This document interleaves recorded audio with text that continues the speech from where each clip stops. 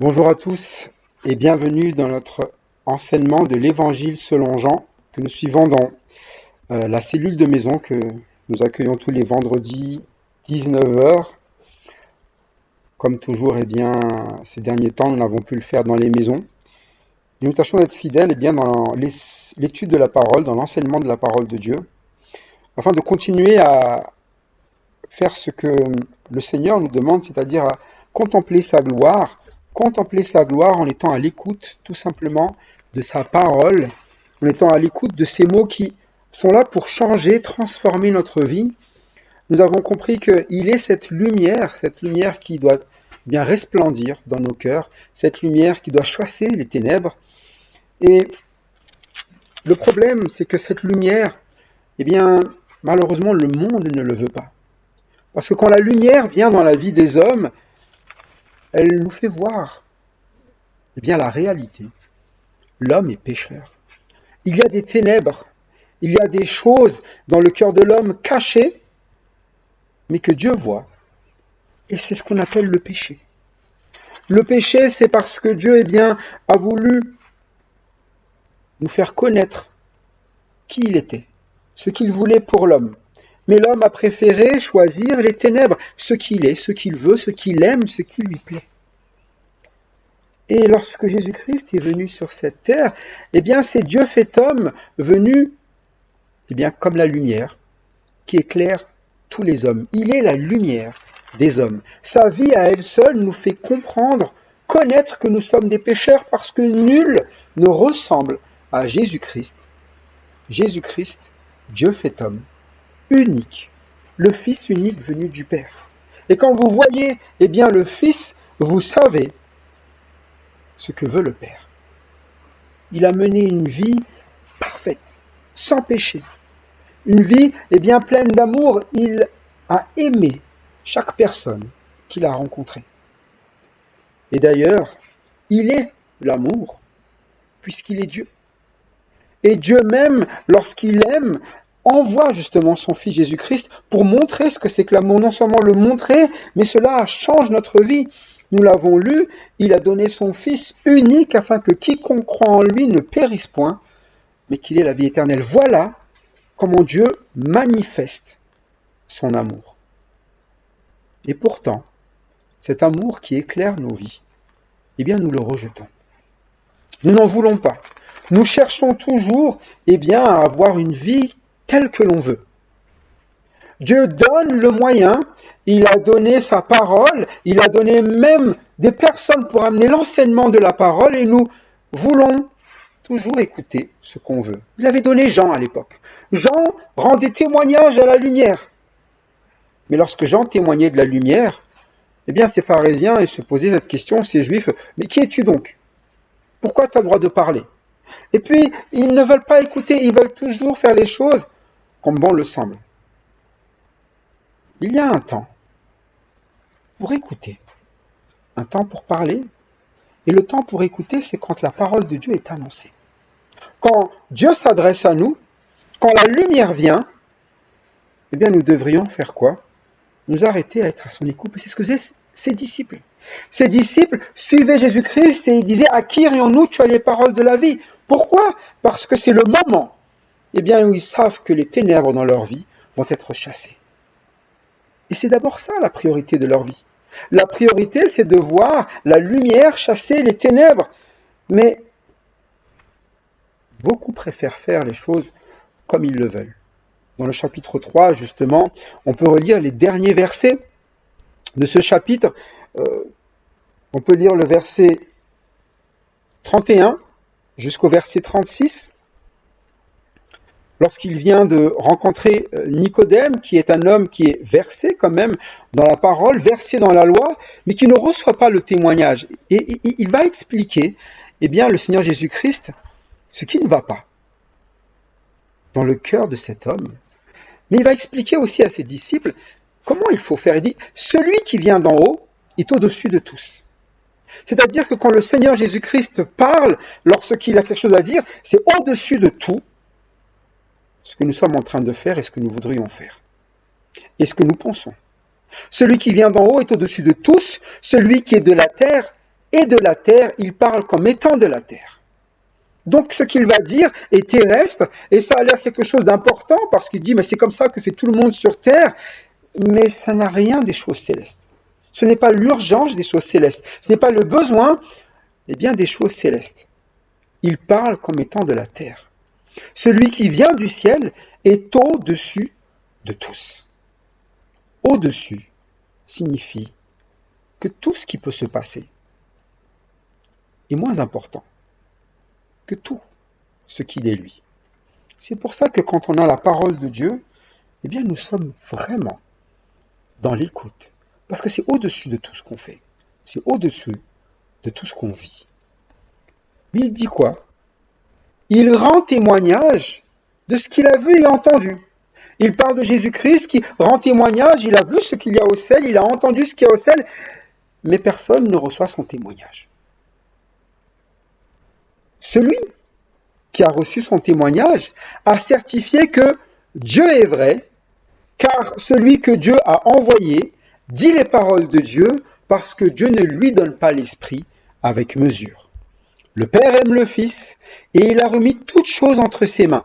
Celui qui croit au Fils a la vie éternelle, celui qui ne croit pas le Fils ne verra point la vie, mais la colère de Dieu demeure sur lui. Et c'est la réalité de ceux qui ne reçoivent pas le témoignage de Jésus-Christ. Il y a quelque chose qui reste et que pourtant Dieu veut enlever en donnant son Fils unique, la colère de Dieu, la condamnation, le fait que l'on périsse à cause du péché. Mais celui qui croit a la vie éternelle. Celui qui a cru au Fils de Dieu, a cette lumière qui change, qui transforme sa vie en une vie nouvelle qui est appelée la vie éternelle, c'est-à-dire la vie selon le ciel, la vie selon l'éternité, la vie de Jésus-Christ. Et celui qui a reçu, il dit, son témoignage a certifié que Dieu est vrai. Certifier que Dieu est vrai. Ce n'est pas quelque chose que l'on dit, moi je crois que Dieu est vrai.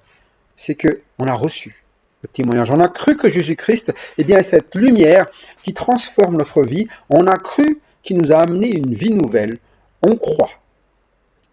Et on est sauvé. Voilà le témoignage vrai d'un homme qui a rencontré le Seigneur. Et c'est pour ça qu'il s'adresse à ses disciples. Le témoignage que Dieu demande, ce n'est pas simplement de se contenter d'apprendre par cœur des versets de la Bible, comme le faisaient les pharisiens, qui connaissaient très bien les Écritures d'un point de vue intellectuel, mais de recevoir le témoignage pour en faire sa vie, son témoignage, une vie nouvelle, une vie différente de ce qu'il avait auparavant. Mais lorsque vous voyez, tout au long de la vie de Jésus-Christ, les pharisiens, ils ne reçoivent pas son témoignage. Lorsque vous voyez les contemporains, la foule, elle ne reçoit pas son témoignage. Et étonnamment, ceux qui reçoivent le plus facilement son témoignage, c'est des personnes que nous retrouvons au chapitre 4, verset 39. Ce sont des personnes, on ne s'attendait pas qu'ils le recevaient. Il dit, verset 40, déjà. Aussi, quand les Samaritains vinrent le trouver, ils le prièrent de rester auprès d'eux, et il resta là 2 jours. Un beaucoup plus grand nombre crurent à cause de sa parole. Et il disait à la femme, ce n'est plus à cause de ce que tu as dit que nous croyons, car nous l'avons entendu nous-mêmes, et nous savons vraiment qui est le Sauveur du monde. Ils ont reçu le témoignage, ils ont entendu le témoignage de Jésus-Christ qui vient du ciel et qui leur a témoigné de cette vie dans le ciel et qui l'a amené chez eux des Samaritains, des personnes qui n'étaient pas aimées du peuple juif, des personnes qu'on évitait, à qui on ne parlait pas. Ils ont entendu parler de quoi? Du royaume de Dieu. Et leur vie a changé. Ils utilisent ce mot. Il est le sauveur du monde. Donc leur sauveur à eux aussi. Et le vôtre. Si vous croyez dans ces paroles, il est votre sauveur. Il va chasser ces ténèbres comme il le fait avec ces Samaritains. Mais oui, si vous demeurez des adversaires, vous ne saurez jamais ce que c'est que le salut de Dieu. Vous ne le vivrez pas, vous ne le comprendrez même pas.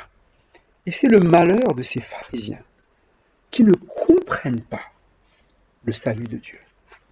C'est pour ça que dans le temple même, et c'est là où nous étions au chapitre 8, pendant tout le long de ce chapitre 8, il faut savoir que nous nous trouvons au temple, le lieu où nous offrons des sacrifices pour le pardon de nos péchés, le lieu où nous sommes là pour écouter la parole. Ils n'étaient pas là pour entendre et recevoir le témoignage, mais pour essayer de condamner ceux qui n'étaient pas conformes à la loi.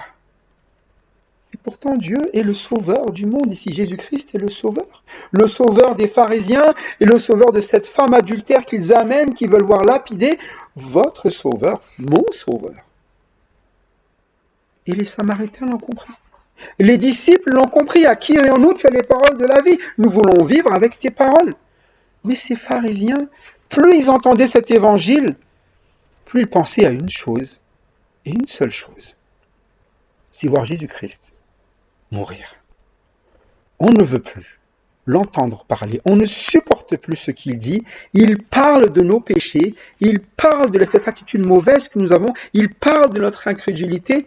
Il parle de ce qui ne va pas dans notre vie. Et nous, ce qu'on veut, c'est quand même quelqu'un qui soit là en train de nous dire, oui, nous sommes des personnes bien, des personnes sympathiques, des personnes qui méritons quand même un peu de louange, de reconnaissance. Et Jésus-Christ, il va leur faire comprendre, non, vous avez besoin de salut. Vous avez besoin d'être libérés parce que vous êtes des esclaves du péché. Vous vous souvenez, nous l'avons lu. Il leur expliquait tout simplement, verset 32 de ce chapitre 8, vous connaîtrez la vérité et la vérité vous affranchira. Et lorsqu'ils entendent cela, ils disent, mais nous sommes la postérité d'Abraham et nous ne fûmes jamais esclaves de personne. Comment dis-tu, vous deviendrez libres?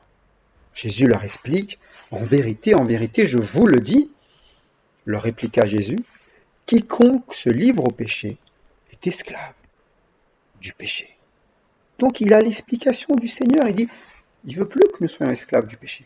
Il veut nous délivrer, mais plus ils entendent cela, plus ils deviennent agressifs. Ils ne comprennent même plus la vie d'Abraham qui marchait par la foi. Ils ne comprennent même plus ce que c'est qu'être un enfant de Dieu. C'est quelqu'un qui garde la parole de Dieu. Ils sont en train d'agir tout le contraire de ce que Dieu fait. Ils vont même chercher à faire mourir Jésus-Christ. Plus le temps avance et plus leur attitude sera de pire en pire. Et vous savez, c'est le test de la parole de Dieu. Quelqu'un qui ne reçoit pas la parole de Dieu, il devient de pire en pire. Plus il l'entend, plus il s'empire. Parce que plus il persévère dans son mensonge, plus il persévère dans son péché. Et le péché croît jusqu'à ce qu'il l'ait consommé. Et vous savez quoi? Ce qu'ils voulaient, c'est que Jésus-Christ meure, et ça va croître jusqu'à ce qu'ils arrivent à le mettre en sang. Jusqu'à ce qu'il meure, jusqu'à ce qu'il soit cloué. Et ils ne vont pas le faire mourir juste d'un coup sec, ils vont le faire souffrir avant de le faire mourir. Et ça, c'est le péché. Si nous ne suivons pas la parole de Dieu, nous serons des personnes qui vont refuser de faire ce que Dieu dit. Nous ne sommes pas des personnes qui vont amener le salut, nous ne sommes pas des personnes qui allons vivre les paroles de la vie éternelle. Nous allons ramener l'enfer dans la vie des gens, c'est-à-dire l'angoisse, la détresse. À cause de quoi? À cause de cette parole, de ce témoignage que nous ne voulons pas recevoir. C'est pour ça qu'il est important et que c'est par-dessus tout que nous devrions écouter lorsque le Seigneur s'adresse à nous par sa parole. Vous regardez, ici les disciples de Jésus-Christ, ils le suivent, ils écoutent. Ils sont repris, et lorsqu'ils sont repris, ils ne disent plus rien derrière. Mais les pharisiens, ils sont repris là. Et ils ne sont pas contents. C'est le moins qu'on puisse dire. Parce que, déjà, ils ne sont pas contents qu'on dise qu'ils sont des esclaves. parce qu'ils se considèrent comme des personnes libres, bien qu'ils soient esclaves des Romains, au final, puisqu'ils sont sous, qu'on appelle ça, sous captivité romaine. Ils ont été esclaves de nombreuses fois, hein. Dans l'Ancien Testament, vous relisez bien, chez les Égyptiens, chez les Syriens, chez les Babyloniens, et j'en passe. Ils ont été esclaves de nombreuses fois. Mais vous savez, on n'a pas envie d'entendre ça de nous. Et vous savez que s'ils sont donnés aux autres peuples, le Seigneur avait indiqué que si vous ne gardez pas mes commandements, si vous péchez, eh bien, ils iront vers un autre peuple. C'est un autre peuple où ils seront en captivité. Mais là, s'ils devaient reconnaître qu'ils sont esclaves même, ne serait-ce que des Romains, ils savent que c'est donc Dieu qui les a placés là-dedans. Reconnaître notre péché, c'est quelque chose qu'on ne veut pas. Reconnaître qu'il y a un problème dans notre vie, c'est souvent quelque chose qu'on ne veut pas. Oui, on vient au temple. Ils viennent au temple. Oui, on offre des sacrifices et devant les gens, on veut dire oui, il y a des péchés. Mais le reconnaître réellement dans notre vie, pour voir une vie transformée, changée, pour laisser le Seigneur enlever ce qui ne va pas, c'est autre chose. Mais comment on le sait? Eh bien, c'est le test de la parole. Mettez la vérité. Quand la vérité vient, il y aura deux choses possibles. Ou ils vont garder la parole, et ils seront libres. Ils n'auront plus d'envie de meurtre. Ou ils vont refuser la parole, et cette envie de meurtre sera de plus en plus flagrante, visible, et aux yeux de tous. Alors, lorsqu'il répond maintenant, verset 47, c'est là où nous étions. Nous étions restés la dernière fois, et on peut lire jusqu'au verset, pour ce coup-ci, 52. Versets 52, 47 à 52, nous allons voir comment vont répondre, encore une fois, ces pharisiens et ces juifs qui étaient là. Voilà la parole de Jésus-Christ, la dernière que nous avons lue la dernière fois. Celui qui est de Dieu, écoute les paroles de Dieu. Vous n'écoutez pas, parce que vous n'êtes pas de Dieu. Les Juifs lui répondirent, n'avons-nous pas raison de dire que tu es un Samaritain et que tu as un démon? Jésus répliqua, je n'ai point de démon, mais j'honore mon Père et vous m'outragez. Je ne cherche point ma gloire. Il en est un qui cherche et qui juge. En vérité, je vous le dis, si quelqu'un garde ma parole, il ne verra jamais la mort. Maintenant lui dirent les Juifs, nous savons que tu as un démon. Abraham est mort, les prophètes aussi, et tu dis, si quelqu'un garde ma parole, il ne verra jamais la mort. Jamais voir la mort, avoir la vie éternelle, n'est pas nouveau dans l'enseignement du Seigneur. Il a enseigné à toute la foule, il est le pain de vie qui nous donne la vie éternelle. Il a enseigné que nous ne passerons pas par le jugement de la mort. Il l'a enseigné. Quiconque croit en lui ne périra pas. Il l'a enseigné. Ce n'est pas nouveau. Il enseigne, réenseigne, répète les mêmes choses. Une répétition qui devrait amener ces pharisiens à dire « Mais oui, c'est la vérité. Et oui, je veux être libre. » Mais plus ils le répètent, ils avaient quelque chose déjà en tête. C'est de faire comprendre à tout le monde que ce Jésus qui enseigne la vie, que ce Jésus qui parle du salut, il parle de quelque chose qu'il ne comprend pas. C'est un quoi? N'avons-nous pas raison de dire que tu es un Samaritain? Les Samaritains, ils ont une manière de penser différente, ils ont une doctrine différente, ils sont différents de nous. Ce qu'il annonce là, ce n'est pas la doctrine du peuple d'Israël, c'est la doctrine samaritaine. Les autres là-bas. Ceux qu'on n'aime pas, ceux qui ne respectent pas correctement l'évangile selon Dieu, entre guillemets. Un peu comme parfois nous parlons. Lorsque nous n'aimons pas quelqu'un, lorsque nous ne voulons pas qu'on l'écoute, nous parlons mal de lui en disant « ouais, c'est les autres ».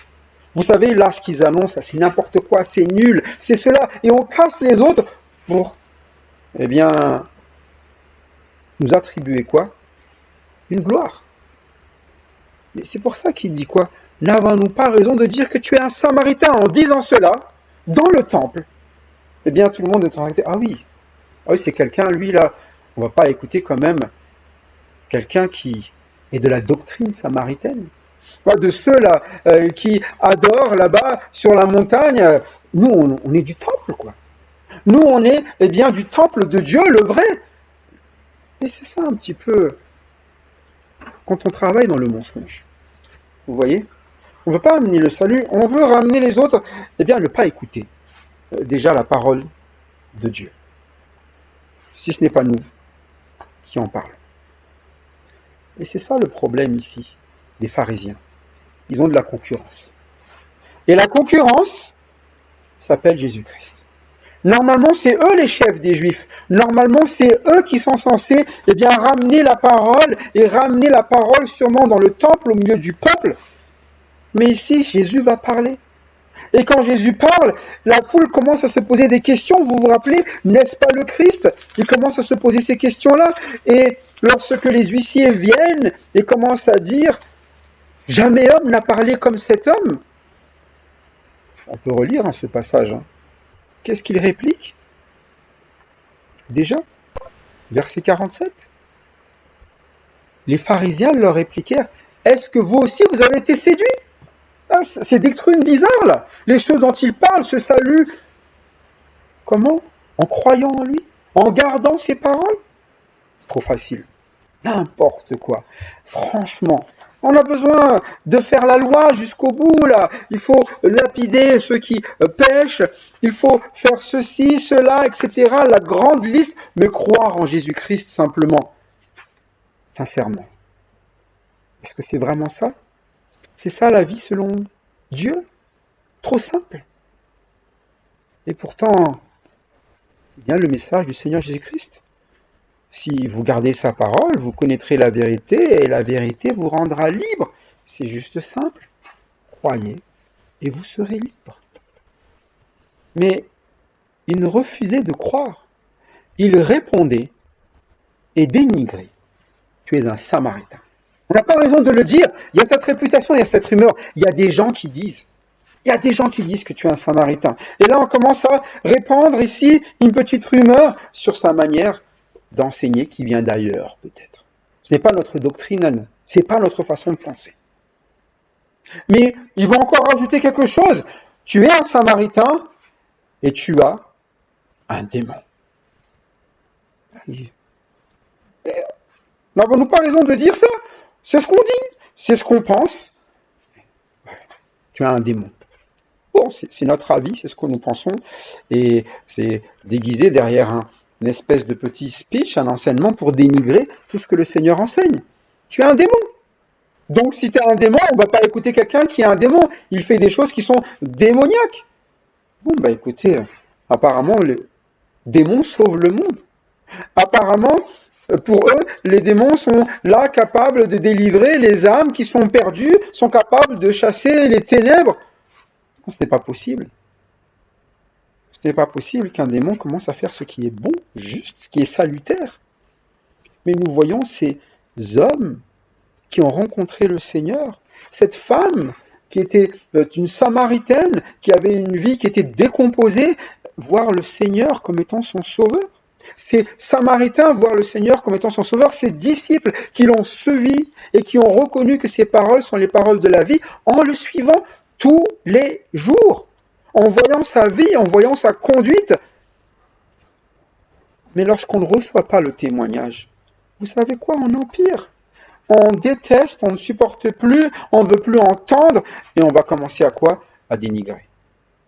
Ou recevoir tout dénigrement, comme étant quelque chose qui est super à écouter. Un Samaritain. Et on n'a pas raison de dire aussi que tu as un démon. Il paraît que tu as un démon. Ils sont là dans le temple, ils l'écoutent, mais à chaque fois qu'ils écoutent, c'est pour avoir quelque chose à répondre. Quelque chose à contredire. Quelque chose pour dire, nous on n'est pas d'accord. Et Jésus va leur donner une réplique simple. Je n'ai pas de démon. Non, c'est un constat, pas besoin de rajouter plus. Mais j'honore mon Père. Et vous m'outragez. Vous me déshonorez. Vous êtes en train de là, eh bien, de faire quoi? De salir sa réputation. Si le Seigneur est en train de leur dire ce qu'ils sont en train de faire, simplement. Ce qu'on appelle le péché. Ils sont en train de ramener une calomnie. Mais surtout, ils sont en train de faire ce que le Père qui est le leur fait, le Père du mensonge, il ramène un mensonge dans la vie qui est la leur et autour d'eux. Et c'est ça que lorsqu'on s'oppose à la vérité, ce qui est vraiment le mensonge, c'est que la parole nous fait connaître quelque chose et nous cherchons à quoi? Eh bien à se défiler où nous transformons cette parole pour pouvoir amener une calomnie dans la vie des autres. C'est exactement la manière de faire des pharisiens. Mais c'est comme leur père. Lorsque leur père s'est adressé aux premiers hommes, ils ont calomnié. Comment il a fait? Il a calomnié Dieu. Dieu ne veut pas que vous... Ouais, il est méchant. Et là, c'est pareil. Jésus-Christ, c'est un démon. Jésus-Christ, c'est quelqu'un qui est un samaritain. Et c'est ça une calomnie. Donc, toutes ces paroles, vous commencez pas à écouter. Et vous savez quoi? Vous connaissez la suite. Cette foule va commencer à écouter le mensonge. C'est pour ça que Jésus-Christ se retrouve comment à la fin? Crucifié. La mort qu'il voulait tant va se passer. Et mes amis, lorsque vous voyez tout simplement, eh bien, des choses subvenir dans la vie de quelqu'un sont des choses terribles et que vous êtes satisfait de cela, que vous vous dites, c'est la chose que j'attendais, que vous commenciez à vous-même à adopter une pensée qui est une pensée, eh bien, vraiment du diable. On cherche à quoi? Ce qui est destructeur. Mais la parole nous enseigne, eh bien, à vivre selon Christ. Et lorsqu'il parle, il réplique ici. Et il leur explique, attention, moi j'ai pas de démon, j'honore mon Père. Je mets en avant mon Père. La vie de mon Père, la mission que le Père a donnée, c'est ce que je mets en avant. Et la vie est simple. Regardez, je ne cherche point ma gloire. Regardez. Le Seigneur ne parle pas pour ramener, eh bien, chez lui une gloire, pour faire l'intéressant. Il est glorieux. Mais il ne cherche pas à ramener, eh bien, une gloire chez lui. C'est juste un constat. Et il pourrait faire des choses incroyables là devant ces pharisiens, faire le miracle le plus énorme s'il le souhaitait. Mais ce qu'il veut, c'est qu'ils entendent la parole et qu'ils croient à cette parole qui est le témoignage de ce qu'il y a dans le ciel, parce qu'il veut les voir sauvés par cette parole qui transforme. C'est pour ça qu'il dit, je ne cherche point ma gloire. Ce qu'il cherche, c'est quoi? C'est que nous soyons sauvés. Mais il y en a un qui la cherche et qui juge. Vous voyez, la manière de faire de celui qui cherche la gloire, c'est qu'il va ramener un jugement. Un jugement qui va toujours chercher à quoi? À condamner. C'est ça le mensonge, c'est qu'il va ramener toujours tout à une condamnation sur Jésus-Christ. Il est samaritain, il a un démon, il est ceci. Il cherche tous les moyens pour ramener un piège pour que personne ne soit à l'écoute de la parole. Et si c'est la manière dont nous fonctionnons, c'est ça vivre dans le mensonge. Nous ne voulons pas écouter la parole et nous allons dénigrer l'autre, nous allons juger l'autre, nous allons vouloir condamner l'autre jusqu'à ce qu'il soit écrasé et qu'on se dise « Ah, c'est nous les meilleurs ». Pour ce peuple, pour le monde qui n'a pas reçu sa parole, c'est jusqu'à ce que le Seigneur Jésus-Christ soit condamné et qu'enfin, en se disant, on n'entendra plus parler de lui. Mais est-ce que c'est vrai qu'on n'a plus entendu parler de Jésus-Christ lorsqu'il est mort?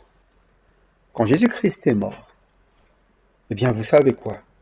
Là où ils pensaient avoir, eux, la victoire, c'est Dieu qui a eu la victoire.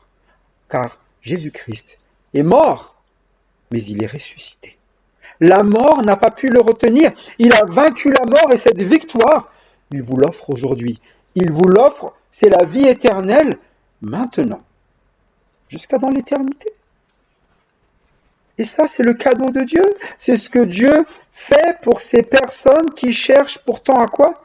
À le déshonorer, à outrager le nom de son Fils, à l'outrager lui. Les personnes où il a dit, vous n'écoutez pas, parce que vous n'êtes pas de Dieu. Mais je veux, c'est le message, que vous soyez de Dieu. Et vous l'avez lu depuis le début. lorsque nous recevons sa parole, il nous donne le pouvoir de devenir enfants de Dieu. C'est pour ça que recevoir le témoignage de Dieu est à l'avantage de celui qui reçoit le témoignage. Même pas l'avantage de Jésus-Christ. C'est lui qui donne. Et nous recevons. Ce n'est pas pour sa gloire, c'est pour notre salut. Mais il y en a un qui cherche sa propre gloire et sa manière de faire. C'est qui juge. Et cette personne, eh bien, c'est le diable. Il en a parlé auparavant. Il veut être le commandant et que tout soit à son avantage. Il sait qu'il est condamné, il veut emmener tout le monde avec lui dans la condamnation. Il est le père du mensonge. Il va tout déformer pour attirer à lui. Et mes amis, tout déformer parce que lui-même est déjà condamné. Les personnes qui déforment sont les personnes qui ne reçoivent pas, qui savent condamner et qui refusent de vivre simplement ce que Dieu demande. Ne cherchons pas notre gloire, cherchons la gloire du Seigneur, mais cherchons aussi le Seigneur qui veut faire vivre sa gloire en nous, de nous montrer que la vie éternelle est ce dont nous avons besoin, et laissons-le faire. Comment ? En vérité, je vous le dis, si quelqu'un garde ma parole, il ne verra jamais la mort. C'est à l'avantage de qui que de garder cette parole ? À l'avantage de celui qui va mourir et qui ne verra pas jamais la mort. Vous voyez cette promesse du Seigneur ? Vous voyez comment le Seigneur veut sauver tout simplement ? Eh bien ici, ces pharisiens, ces juifs, ce peuple dans le temple qui bouche ses oreilles, qui ne reçoit pas, il leur dit, vous pouvez ne jamais voir la mort. Et comment garder juste mes paroles ? C'est simple, c'est le salut. C'est pour ça que nous prêchons tout le temps quoi ? La parole de Jésus-Christ. Nous annonçons le Seigneur, nous annonçons la grandeur de cette parole. Parce que sans cette parole, rien ne se fait. Et rien ne s'est jamais fait sans elle.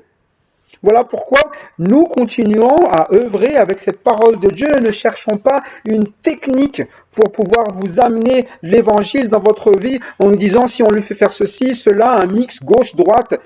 Non. On a besoin d'entendre quoi ? Juste ce que le Seigneur veut que nous connaissions. Vous n'êtes pas de Dieu. Mais si vous gardez ma parole, il l'a dit au début, il vous donne le pouvoir de devenir un enfant de Dieu. Et un enfant de Dieu, vous savez quoi ? Qu'est-ce qu'on lit ici ? Il ne verra jamais la mort. Est-ce que vous avez cette assurance de dire « Je ne verrai jamais la mort, je suis un enfant de Dieu ». Vous vous dites « Mais non, mais en d'autres tu dis n'importe quoi, on meurt tous ». Mais ce n'est pas ça la mort dont on parle ici. On parle de la mort où il n'y aura plus jamais de relation avec Dieu, avec son ciel, avec quoi que ce soit qui vienne de lui. Vous serez dans ce qu'on appelle la mort, la séparation éternelle d'avec Dieu, d'avec son ciel, d'avec cette vie dans la paix, cette vie dans la joie, avec cette lumière. Vous êtes dans les ténèbres, c'est déjà le cas. Mais là, il va dire quoi ? Vous ne verrez jamais la mort. Et c'est pour ça que nous avons même cette espérance, combien même physiquement nous mourrons, nous savons que nous ne serons jamais séparés de la vie de Dieu. Et nous savons que nous nous retrouverons, quoi qu'il advienne, avec ceux qui meurent physiquement. Et c'est pour ça qu'il dit, si vous gardez ma parole, cette parole, vous ne la gardez pas là en écrivant des tatouages, de la parole sur votre corps, non, c'est dans le cœur. C'est-à-dire que c'est quelque chose qui vous appartient, qui fait partie de votre vie, vous la gardez, elle ne part plus. Elle est ancrée en vous, pas sur vous. Et nous, nous essayons parfois, comme il le faisait un peu avant, d'ancrer ça, de le poster à gauche, à droite, de mettre ça comme des affiches à l'extérieur pour dire je suis chrétien, que moi je crois, etc. Mais si c'est vrai, c'est que c'est en nous, quelque chose est changé dans notre cœur, dans notre vie. Et notre relation avec les autres est différente. Nous ne sommes pas de ceux qui vont passer du temps à dénigrer les autres, à dire que machin, il est ceci, bidule est comme cela, machin, passez pas notre temps à cela. Passez le temps à quoi ? à laisser le Seigneur plutôt dire ce qui ne va pas dans notre cœur. Et que ça change. Et c'est ça, la lumière, elle transforme l'âme bien de ceux qui appartiennent à Dieu. Une âme qui voyait la mort, mais il est dit quoi? Il ne verra ici quoi? Jamais la mort. Lorsqu'il dit cela, les Juifs répondent. Maintenant qu'on a entendu ton message, nous croyons. Maintenant que nous avons entendu, nous voulons garder cette parole et on ne verra jamais la mort. C'est ce qu'on aurait aimé. Mais ils ne reçoivent pas. Pour quelle raison? Eh bien, parce qu'ils continuent à vivre dans leurs péchés et qu'ils préfèrent vivre dans ces péchés et dans ces ténèbres. Et là, ils continuent dans leur mot. Ils disent, nous savons, maintenant, nous savons, c'est sûr, leur mensonge est devenu la vérité. Nous savons que tu as un démon. Preuve! Regarde, on a trouvé le moyen là de désarçonner là ton message là, de démonter là ta logique. Abraham est mort, les prophètes aussi. Et tu dis, si quelqu'un garde ma parole, il ne verra jamais la mort. Vous voyez la conclusion un petit peu de cette discussion. Eh bien, il est arrivé à quoi? À dire, écoute, c'est nous qui avons raison. Et toi, Jésus, tu as tort. Et c'est ce que nous faisons lorsque nous écoutons parfois la parole de Dieu. Nous cherchons un moyen pour dire que l'enseignement, eh bien, il n'est pas bon. Mais moi, quoi? J'ai raison. Et nous n'écoutons pas pour recevoir, nous écoutons pour ramener un jugement dans ce que nous entendons. Et nous entendons une parole, elle dit, qu'est-ce que je vais juger dedans? Comment je vais la noter? Quelle note je vais lui donner? Voilà, c'est un Samaritain. Oh, regardez. Ça, voilà, regardez, vous avez entendu ce qu'il a dit là? Il y a un démon. Vous avez entendu ce qu'il a dit là? Il parle de quelque chose alors qu'Abraham est mort. Les prophètes aussi. Et il dit quoi? Si quelqu'un garde ma parole, il ne verra jamais la mort. Ils ne comprenaient pas. Mais leur logique était au-dessus de Jésus-Christ. Mais s'ils avaient mis Jésus-Christ au-dessus, même s'ils ne comprennent pas, il fallait croire parce qu'ils ont vu l'œuvre du Seigneur. Ils ont vu sa vie, ils ont vu son témoignage, ils ont vu comment il a amené, déjà il a mis ses miracles, ils ont tous vu, mais comment est-ce qu'il a amené au salut des disciples, des Samaritains, comment est-ce qu'il a ramené comment disent les huissiers déjà, jamais homme n'a parlé comme cet homme, un enseignement qui vient du ciel, une parole unique. Ils auraient dû le prendre comme cela. Et plus vous êtes de ceux qui refusent d'écouter la parole, plus vous allez persévérer à vivre dans le mensonge. Qu'est-ce que le mensonge? Le mensonge, c'est juste de faire le contraire de la vérité. Vous savez que vous avez besoin de délivrance pour vos péchés. Et vous préférez continuer à quoi? À pécher. Vous savez que vous avez besoin de pardonner et vous continuez à quoi? Détester. Vous savez que vous avez besoin de veiller les uns pour les autres et vous continuez à délaisser. Vous savez que vous devez écouter la parole et vous préférez quoi? Passer outre. Vous savez. Et ils le savent maintenant ce qu'ils doivent faire. Ils doivent garder cette parole. Ils ont préféré quoi? La sortir. J'en veux pas. C'est le mensonge. Est-ce que nous vivons dans le mensonge? Ou est-ce que nous laissons la vérité nous délivrer? En tout cas, le Seigneur l'a dit de manière simple. Il y a deux façons de voir les choses. Il y a ceux qui se disent croyants. Voilà. Il dit aux Juifs qui avaient cru en lui. Et il y a des croyants qui sont là. Et il y a ceux qui l'appellent des disciples. Si vous demeurez dans ma parole, ça c'est différent. Vous êtes vraiment mes disciples. Pas juste, oui, Jésus-Christ, c'est bien ce qu'il dit, c'est intéressant, Jésus-Christ, bon, écoute, jusqu'à ce qu'on trouve une faille, non, si vous demeurez, vous vivez, vous en faites votre parole, vous êtes vraiment des disciples.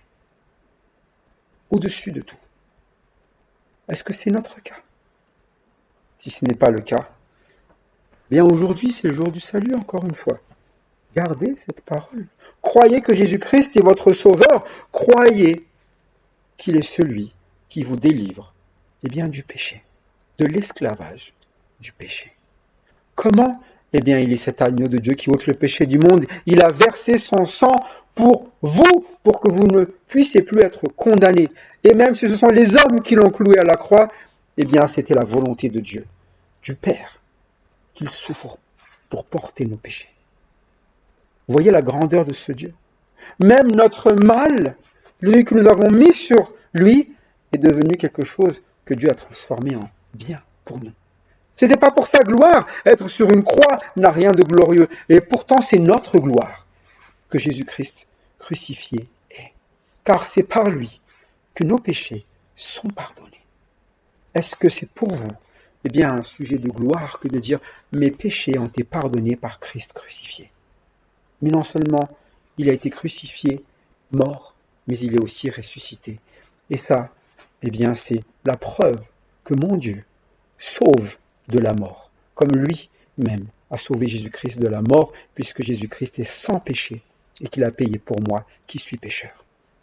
Que l'on puisse dire donc aujourd'hui, Jésus-Christ est le sauveur du monde, mais pas que, il est mon sauveur d'abord personnel, et je donne ma vie pour qu'il me libère de tous mes péchés. Que nos péchés donc ne soient pas ancrés en nous. Gardons plutôt les paroles, et vous verrez la lumière, et bien tout simplement éclairer les ténèbres de chacun d'entre nous ici-bas. Que le Seigneur Jésus-Christ soit glorifié en tout cas dans vos vies, ainsi que son Père qui est au ciel. Merci à chacun, et bonne soirée.